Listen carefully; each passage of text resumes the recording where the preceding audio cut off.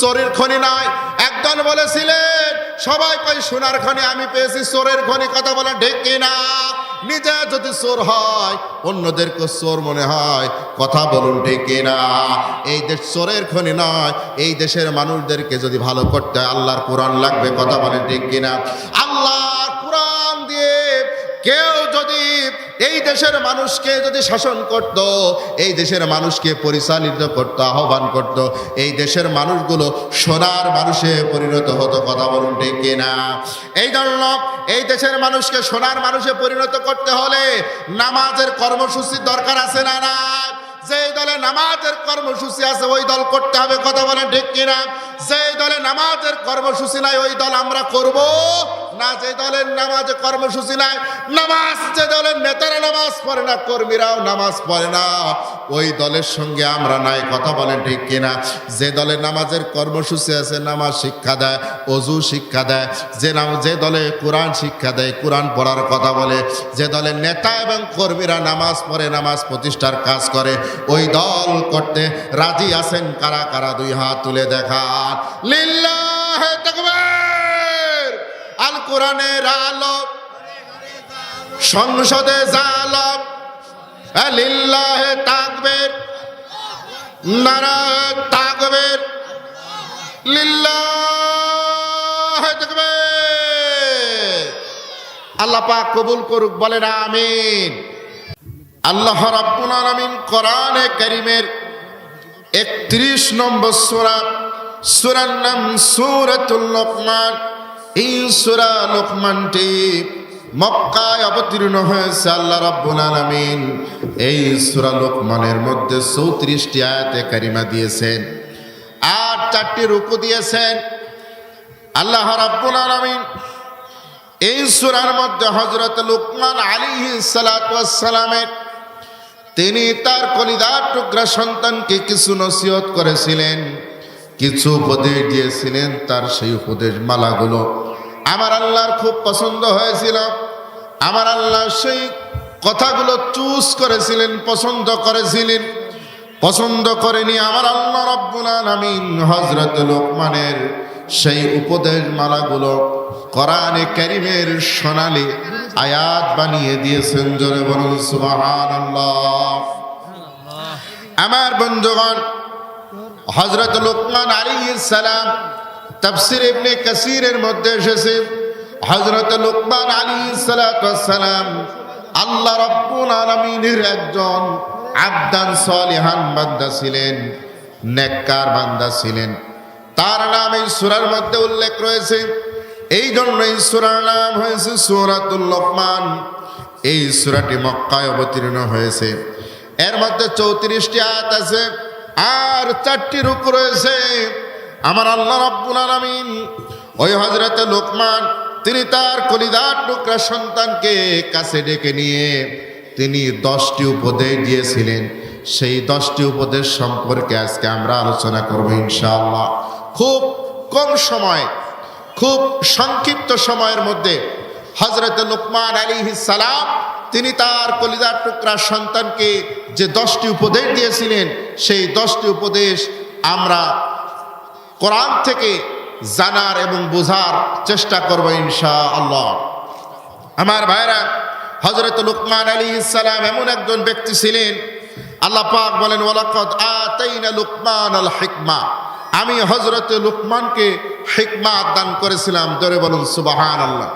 হিকমাত হচ্ছে এমন একটি জ্ঞান, এমন প্রজ্ঞা, এমন একটি বিশেষ জ্ঞানকে হিকমাত বলা হয়, যেই জ্ঞানের মাঝে আছে সায়েন্স, যেই জ্ঞানের মাঝে আছে কেমিস্ট্রি, ফিজিক্স, যেই জ্ঞানের মাঝে পৃথিবীর সমস্ত জ্ঞান রয়েছে, যার মধ্যে বিজ্ঞান, যার মধ্যে আপনার দুনিয়ার জ্ঞান, আখিরাতের জ্ঞান, সমস্ত জ্ঞান যেই জ্ঞানের মধ্যে নিমজ্জিত, যেই জ্ঞানের মধ্যে সম্মিলিত, সেই জ্ঞানের নাম হচ্ছে হিকমাত। আল্লাহ পাক সকল নবী এবং রাসূলকে এই হিকমাত দিয়েছিলেন। জোরে বলেন সুবহানাল্লাহ। কিন্তু হযরত লোকমান আলাইহিস সালাম কেউ বলছেন তিনি নবী ছিলেন এবং কেউ কেউ বলেছেন না, তিনি নবী ছিলেন না, তিনি আল্লাহর একজন আবদান সালিহান গোলাম ছিলেন, বান্দা ছিলেন। তবে তিনি তার কলিজার টুকরা সন্তানদেরকে কিছু নসিহত করেছিলেন, উপদেশ দিয়েছিলেন। কারণ পারিবারিক শিক্ষা যে যত ভালোভাবে পরিবার থেকে শিক্ষা গ্রহণ করে, সেই সন্তানের ভিতরে তত নৈতিকতা, ইসলামী আদর্শ এবং মূল্যবোধ জাগ্রত হয়, ঠিক কিনা? যারা পরিবার থেকে পারিবারিক শিক্ষা পায় তারা কখনো কোনো মেয়ের দিকে খারাপ নজরে তাকাতে পারে না। যারা পারিবারিক থেকে পারিবারিক শিক্ষা অর্জন করে তারা কখনো কোনো বড়দেরকে অসম্মান করতে পারে না, শিক্ষকদেরকে অসম্মান করতে পারে না, আলেমদেরকে অসম্মান করতে পারে না, ইসলামের বিরোধিতা করতে পারে না। কথা বলুন ঠিক কিনা? এই জন্য পারিবারিক শিক্ষার খুব গুরুত্ব রয়েছে। এই জন্য পরিবার থেকে আমাদেরকে কোরআন এবং হাদিস আমাদের সন্তানদেরকে শেখাতে হবে, আমাদের সন্তানদেরকে উপদেশ দিতে হবে। আমরা উপদেশ দেব, রাজি আছেন তো ভাই? হযরত লুকমান তিনি তার কলিজার টুকরা সন্তানকে 10টি উপদেশ দিয়েছিলেন। সেই 10টি উপদেশ আমার আল্লাহর কাছে খুব ভালো লেগেছিল। আল্লাহ রাব্বুল আলামিন সেই 10টি উপদেশ কোরআনুল কারীমে সূরাতুল লুকমানের মধ্যে রেকর্ড করে দিয়েছেন। আমরা খুব সংক্ষেপে আমরা সেই 10টি উপদেশ সম্পর্কে জানবো ইনশাআল্লাহ। আমার বন্ধুগণ, হযরত লুকমান আলাইহিস সালাতু ওয়াস সালাম তিনি তার কলিজার টুকরা সন্তানকে সর্বপ্রথম যে উপদেশটা দিলেন সেই উপদেশটা হলো আল্লাহ রাব্বুল আলামিন কোরআনে কারীমের মধ্যে জানিয়ে দিলেন, ওয়াইয ক্বালা লুকমানু লিবনিহি ওয়া হুয়া ইয়াইযুহু ইয়া বুনাইয়া লা তুশরিক বিল্লাহ ইন্নাশ শিরকা লাযুলমুন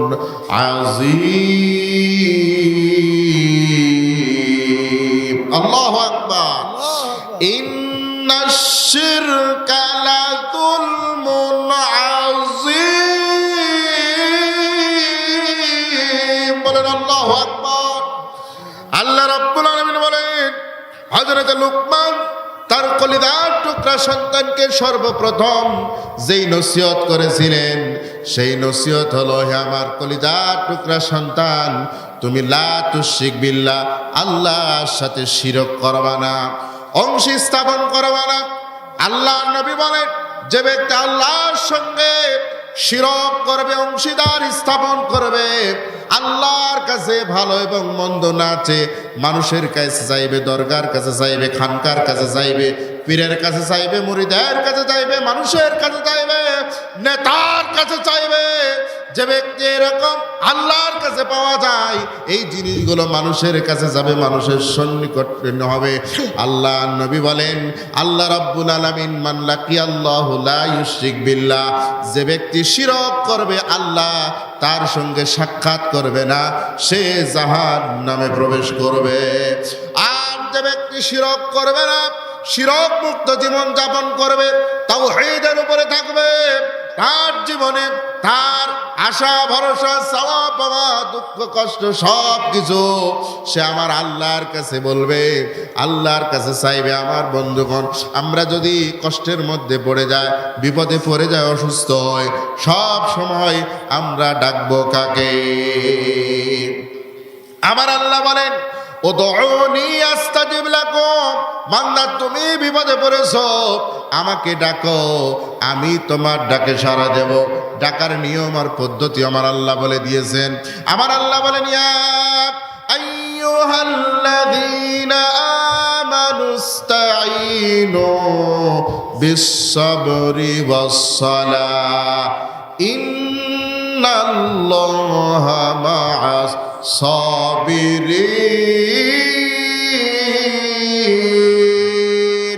আল্লাহ পাক জানিয়ে দিলেন, বান্দা তুমি যদি বিপদে পড়ে যাও, মুসিবতে পড়ে যাও, তাহলে তুমি নামাজ এবং ধৈর্যের মাধ্যমে আমি আল্লাহর সাহায্য কামনা করো, আমি অবশ্যই তোমাকে সাহায্য করব, কারণ আমি আল্লাহ ধৈর্যশীলদের সঙ্গে থাকি। জোরে বলেন সুবহানাল্লাহ।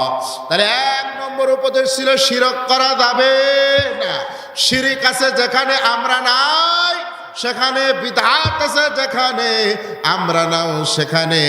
কারণ শিরিক আর বেদাত একই অপরাধ, কথা বলেন ঠিক কিনা? আল্লাহ নবী যে আমল করে না, সাহাবীরা যে আমল করে নাই, সে আমল আমরা করব না, কথা বলেন ঠিক কিনা?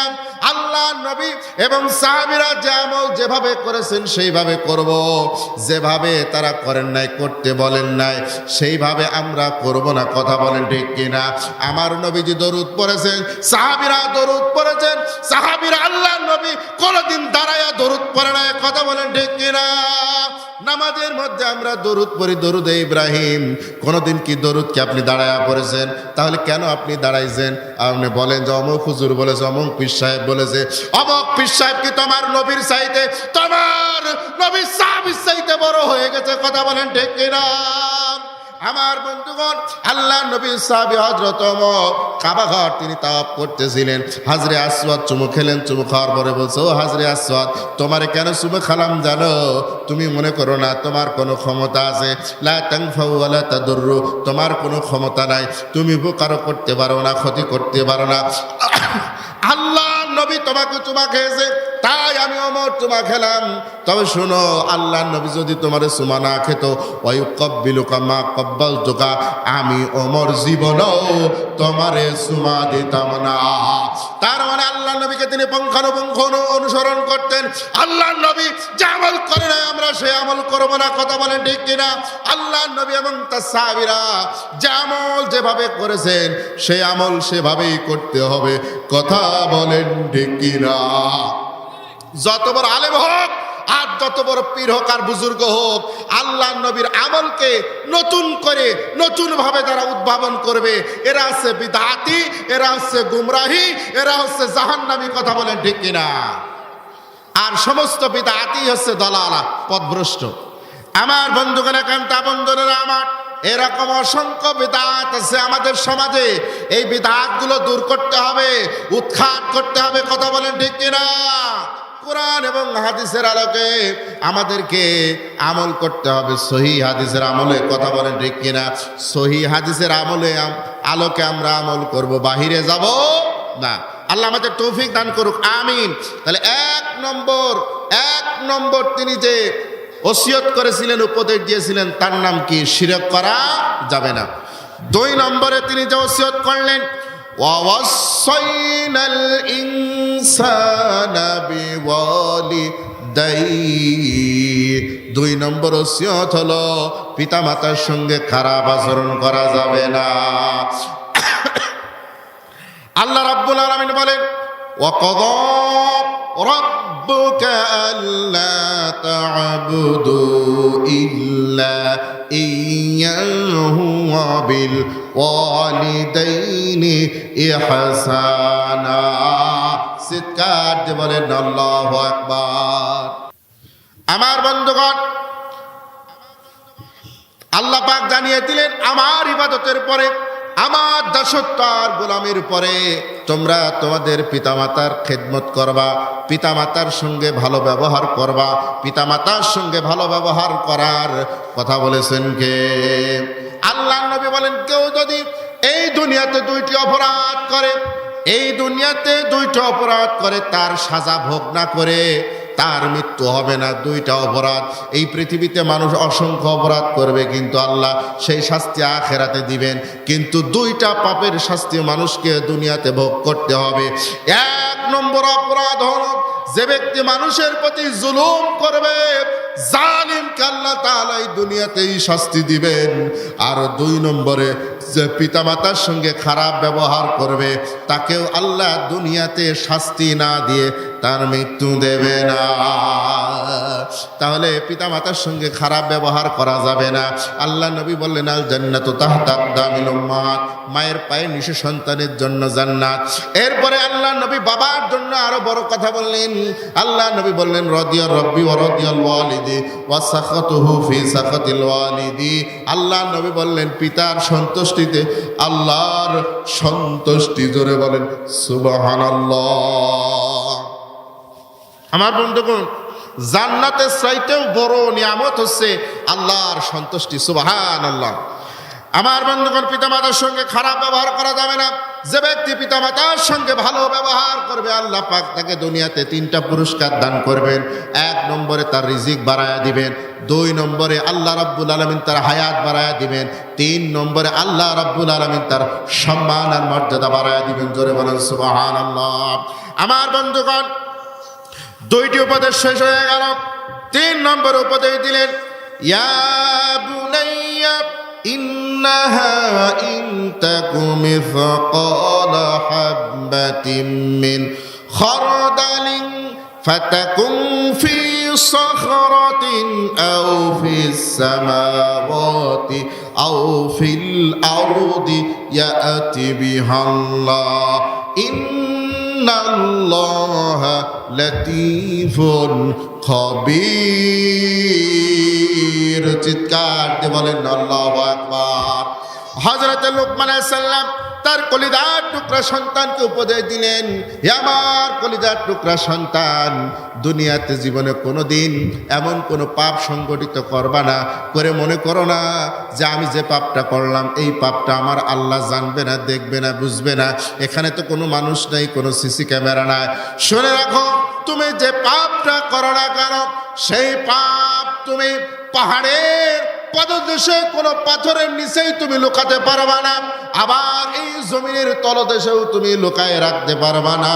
শুনে রাখো, শুনে রাখো, তোমার ওই পাপ সম্পর্কে যিনি জেনে যাবেন তিনি হচ্ছেন ইন্নাল্লাহ লাতীফুন খবীর।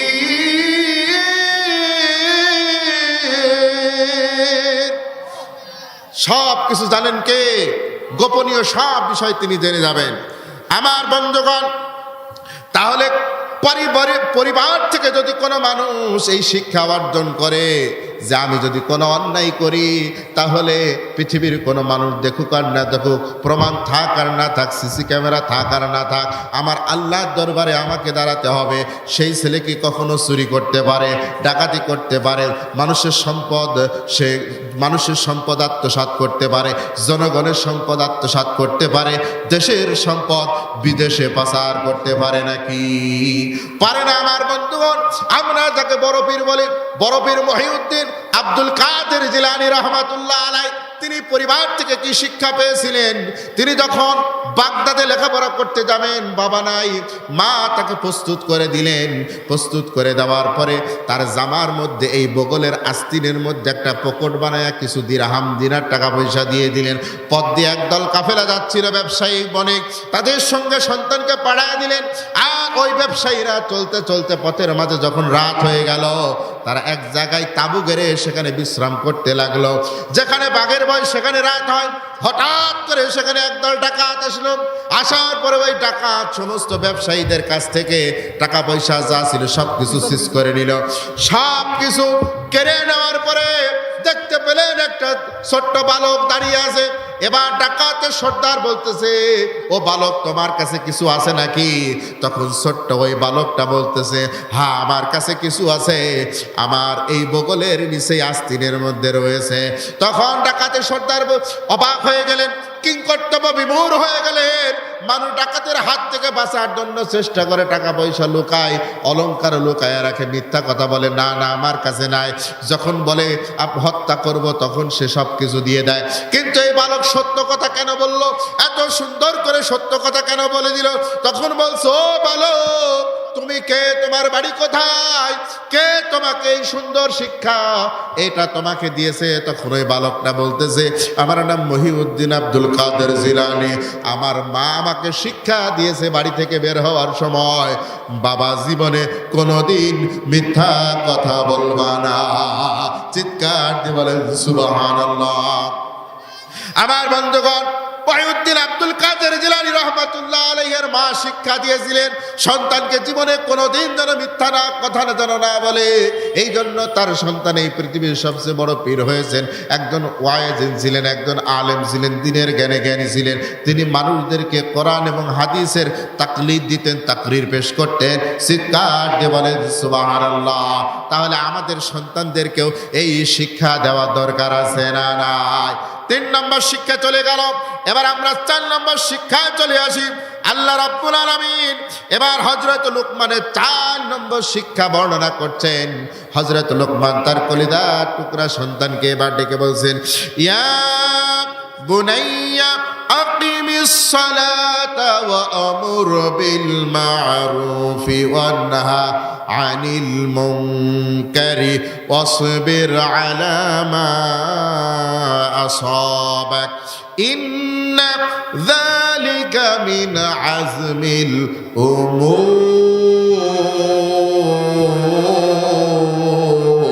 বলেন আল্লাহু আকবার। ইন্না যালিকা মিন আযমিল উমুর।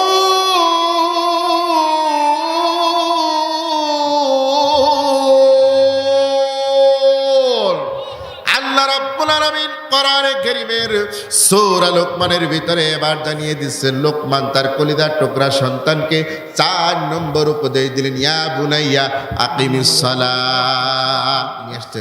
আকিমিস সালাহ মানে নামাজ কায়েম করো। নামাজ কায়েম করার কথা কে বলেছেন? আমার আল্লাহ। নামাজ একা একা পড়লে কি কায়েম হবে? একা একা পড়লে কায়েম হবে না, নিজে পড়তে হবে। নিজের পরিবারের সদস্যদেরকে পড়ানোর জন্য দাওয়াত দিতে হবে, তাদেরকে বাধ্য করতে হবে, কারণ অভিভাবক যিনি তার কাছ থেকেই হিসাব নেবেন আমার আল্লাহ, ঠিক কিনা? কুল্লুকুম রাঈন ওয়া কুল্লুকুম মাসউলুন। প্রত্যেক অভিভাবকের কাছ থেকে আমার আল্লাহ জবাবদিহি গ্রহণ করবেন। আর অভিভাবকদেরকে আল্লাহ নবী বলেছেন, মুরু আওলাদাকুম বিসসালাহ। তোমার সন্তান যদি নামাজ না পড়ে, অদ্রিবুহুম, তার পিছনে বাড়ি দাও, পিঠে বাড়ি দাও, জোর করে নামাজ পড়াও। স্ত্রী যদি নামাজ না পড়ে, স্ত্রীকে তালাক দেওয়া পর্যন্ত জায়েজ আছে। আমার বন্ধুগণ, তাহলে পরিবারের সদস্যদেরকে চাপ দেওয়া যাবে। আর আপনার আহালো, আপনার প্রতিবেশী যারা আছে, আপনার প্রিয়জন, আপনজন, বন্ধু বান্ধব যারা আছে, তাদেরকে দাওয়াত দিবেন, গ্রামবাসীকে দাওয়াত দিবেন। দাওয়াত দিয়ে একটি প্ল্যাটফর্ম তৈরি করবেন। এরপরে যখন ইসলামী রাষ্ট্র কায়েম হয়ে যাবে, তখন ওই রাষ্ট্র থেকে ঘোষণা হবে আকিমুস সালাহ। আজানের সাথে সাথে সব কিছু, দোকানপাট, ব্যবসা বাণিজ্য, অফিস আদালত, সব কার্যক্রম বন্ধ হয়ে যাবে। নামাজ যতক্ষণ হবে না, জামাত যতক্ষণ হবে না, ততক্ষণ আর কোনো কার্যক্রম চলবে না। আগে আল্লাহর হুকুম, তারপরে দেশের হুকুম, রাষ্ট্রের হুকুম। কথা বলেন ঠিক কিনা?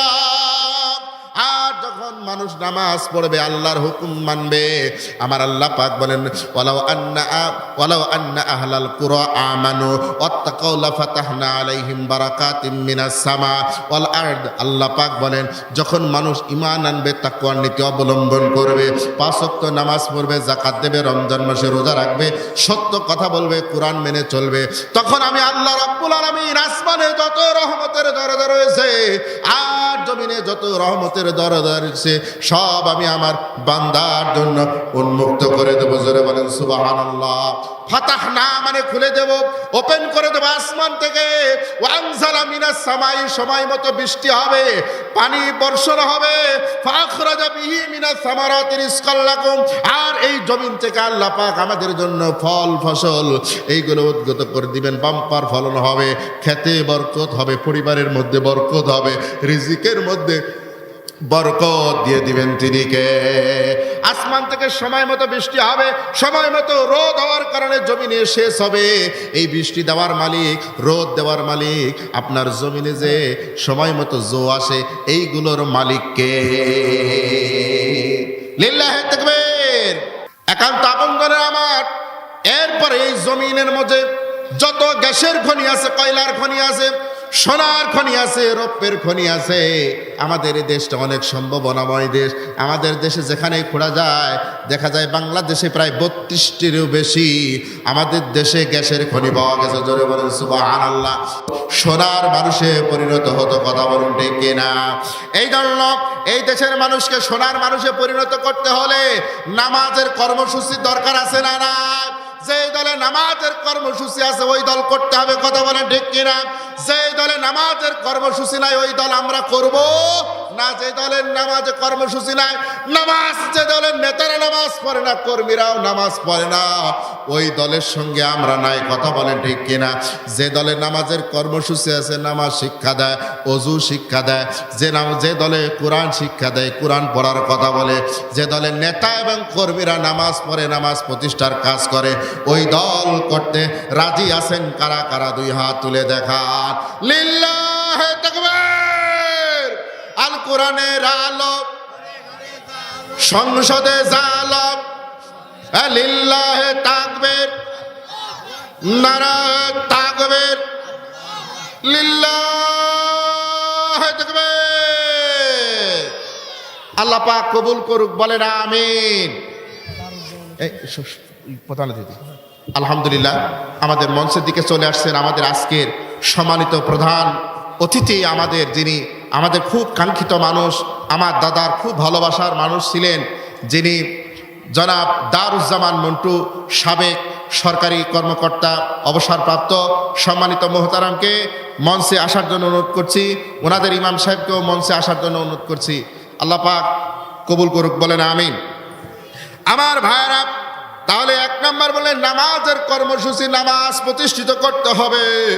এরপরে বললেন ওয়া'মুর বিল মা'রুফি ওয়ানহা আনিল মুনকারি ওয়াসবির আলা মা আসাবাক। হে আমার সন্তান, সৎ কাজের আদেশ করতে হবে আর অসৎ কাজের নিষেধ করতে হবে। সৎ কাজ, নামাজ কি কাজ বলেন? নামাজ, রোজা, হজ, যাকাত, কোরআন তেলাওয়াত, ইসলামী আন্দোলন, ইসলামের কথা বলা, কোরআনের কথা বলা, মানুষকে সত্যের পথে আহ্বান করা, এ চরিত্র গঠনের কথা বলা, এইগুলো হচ্ছে সৎ কাজ। কথা বলেন ঠিক কিনা? সৎ কাজের আদেশ করতে হবে, অসৎ কাজের নিষেধ করতে হবে। আল্লাহ নবী বলেন এই সৎ কাজের আদেশ আর অসৎ কাজের নিষেধ। অসৎ কাজ সমাজে যেখানে হবে সুদ, ঘুষ, জিনা, ব্যভিচার, মাদক, অন্যায়, নাচ, গান, যা কিছু আছে এইগুলো হাত দ্বারা বাধা দিবে, মুখ দ্বারা বাধা দিবে, অন্তর দিয়ে ঘৃণা করবে, এইগুলো বন্ধ করার জন্য চেষ্টা করবে। আল্লাহ নবী জনাবে মুহাম্মদুর রাসূলুল্লাহ সাল্লাল্লাহু আলাইহি সাল্লাম এই পদ্ধতি শিখিয়ে দিয়েছেন। আর আমার আল্লাহ রাব্বুল আলামিন সূরা আল ইমরানের 104 নম্বর আয়াতের ভিতরে আমার আল্লাহ পাক জানায়া দিলেন, ওয়াল তাকুম মিনকুম উম্মাতুন ইয়াদউনা ইলাল খায়রি ওয়া ইয়া'মুরুনা বিল মা'রুফি ওয়া ইয়ানহাউনা আনিল মুনকার ওয়া উলাইকা হুমুল মুফলিহুন।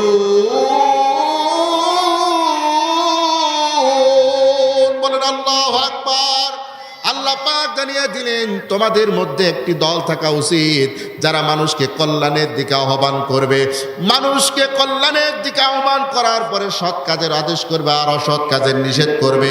ওই দলের নেতা এবং কর্মী উভয় সফল কাম, সাকসেসফুল। জোরে বলেন সুবহানাল্লাহ। তাহলে যেই দল সফল কাম, যেই দলের নেতা এবং কর্মী হলে সফল হওয়া যাবে, ওই দল করতে রাজি আছি না? নাই। যারা সফল হবে তাদের স্থান হবে আল্লাহর জান্নাত। কথা বলুন ঠিক কিনা?